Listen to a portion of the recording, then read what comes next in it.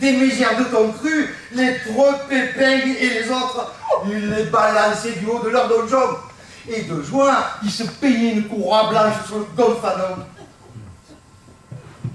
Est-ce que je t'ai balancé une seule fois du haut d'un donjon? Pourquoi? Eh ben c'est moi. Voilà, c'est moi. C'est moi qui ai voulu que tu m'appelles ta mère Nathalie dès que tu es née.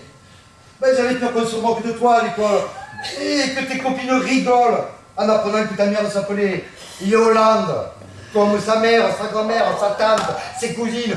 Qu'elle était la 27e Yolande de la famille. Et qu'on te demande pourquoi chez toi, on était incapable de trouver un autre prénom pour les filles. Et que devant l'impossibilité de trouver une réponse sensée, eh bien, tu commences à douter de la santé mentale de ta famille. Et que tu te demandes si tu ne faisais pas partie d'une tribu de tarés dupliquant le nom de ces femelles à l'identique, Yolande après Yolande. Tu sais, ma petite fille chérie, moi, tu sais, je voulais t'éviter ce genre de pensées qui ne sont pas bonnes pour les petites filles. Tu sais, une petite fille doit courir dans les champs, lire des poésies, apprendre l'espagnol, préparer sa communion solennelle et penser au prince charmant qui viendra un jour et qu'elle épousera. Même s'il est homosexuel. D'ailleurs, quand on voit comment sont accoutrés les princes charmants, il ne faut pas s'étonner qu'ils préfèrent les garçons et que les jeunes filles les attendent en vain. Sauf toi, ma chérie. Toi, tu as réussi à me coincer un. Et pourquoi? Parce que tu es bien dans ta peau. Et tu es bien dans ta peau parce que tu n'as jamais su que ta mère s'appelait Yolande. Et voilà. Son front était brûlant, vieux, brillant de fièvre. La foi lui était montée à la tête. Il délira pendant 40 jours et 40 nuits. Il révida pêle-mêle tous les évangiles. 20 Luc, 20 Jean, 20 Paul, 20 Saint-Couert. Il avait de tout dans ses prières. Il me tendait la joue droite, la fraise gauche. Vous voulez m'embraser les pieds, me donner un bout de son pyjama.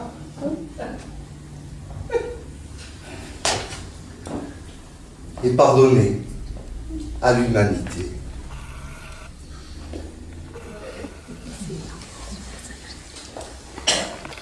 Eh bien, chers frères, mes bien chères sœurs, reprenez avec moi tout ça que pas de rien faire. Ne faites pas le avant de faire votre prière, dis-toi. Pas de mouni. Maintenant, l'amour est un du péché mortel. Ne provoquez pas votre tête.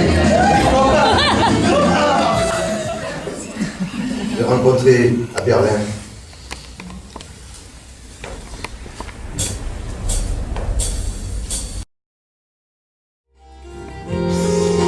tout semblait nouveau ici.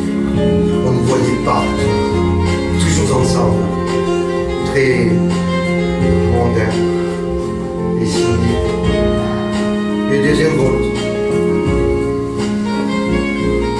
Lorsque nous rencontrions une femme, nous la possédions toujours ensemble.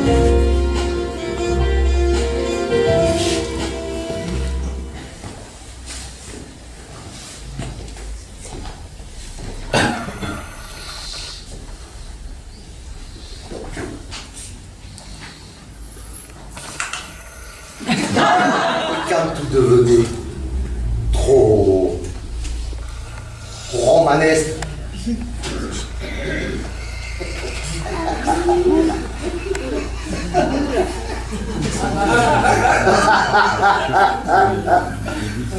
une petite piqûre. C'est quoi? Et tout rentrait dans l'ordre. C'est quoi? La psychiatrie. Ça a du bon. Un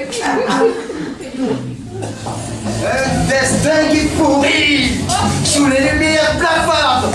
Partir. Se délivrer d'ici. Mourir.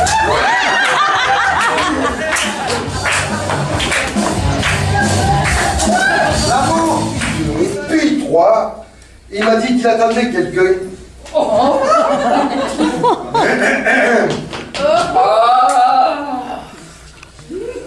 Et alors?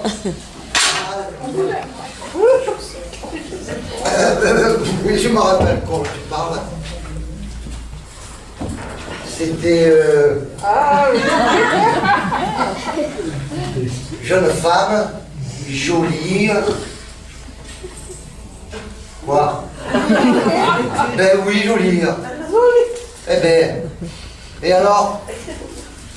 Du charme.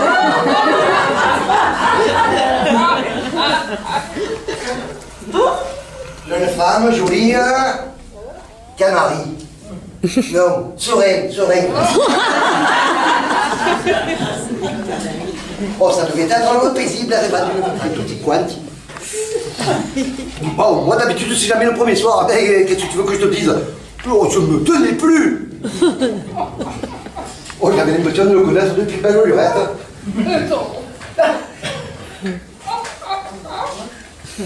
Ça reste entre nous, hein, mais écoute.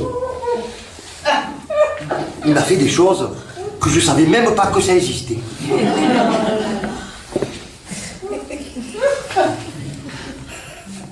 Petit enfant, dans son nid de paille, sourit. Joseph et Marie l'admirent. L'année le bœuf souffle. Et les rois mages se félicitent d'être arrivés à temps. Et l'ange Gouffara reprend son souffle. Le berger caresse son chien qui remue la queue. Et le petit agneau se presse contre le pastouré en regardant Galagu. Et la poissonnière surveille son pistachier de mari. Et le ravi lève les bras en disant que le monde est beau, que le monde est beau. Le garde champêtre offre un verre de vin chaud gourmand, qui lui offre un morceau de la dinde qu'il a volé la veille à Gustide. Et le rémouleur affûte un couteau. Et le meunier, lui, il pose un énorme sac de farine pour s'éponger le front. Et le montreur d'ours fait danser sa bête. Oh, tout est gigantesque là-dedans. On se croirait dans une cathédrale, avec des milliers de gouttes, certaines énormes, prêtes à chavirer par leur poids, d'autres plus légères, transportées comme sur des formidables montagnes russes. Et tantôt aspirées à une vitesse vertigineuse vers les altitudes glaciales où elles se transforment en grêlons, tantôt projetées les unes contre les autres, avec une telle force qu'un éclair fulgurant vient se planter dans le sol dans un grondement assourdissant.